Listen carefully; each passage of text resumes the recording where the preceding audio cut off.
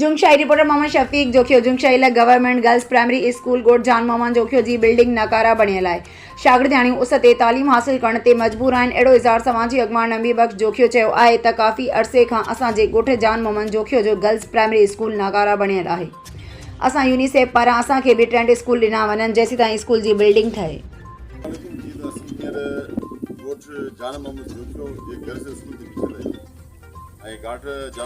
काफ़ी अरसे खां मसाद तरफ़ इन जा जेके इन छापड़ा वपड़ा सब किरी विया हुआ। हाणे हिते जो जेको मौजूदु इन ॻोठ जो जेको SMC जो चेयरमैन आहे नबी बख़्श जोखियो साहब, उन सां पुछंदासीं त तव्हां जेको सो घणे मल खे ॾियण जी कोशिशि करे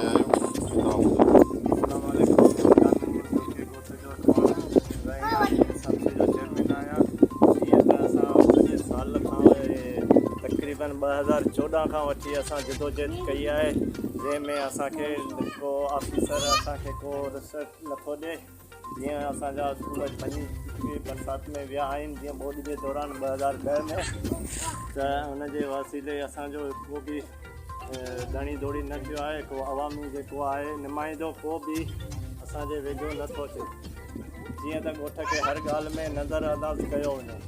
जीअं त असांजो हर हिते सवलातूं मिली बि चुकियूं आहिनि, उनखे डैमेज थी चुकियूं आहिनि।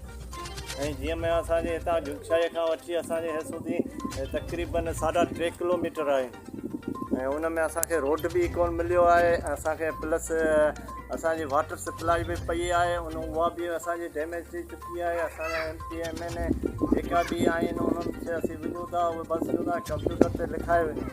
जॾहिं लिखाए वञूं था त असां ते को बि एक्शन न तावन थियो थो, न DCO जे तरफ़ां थिए थो, न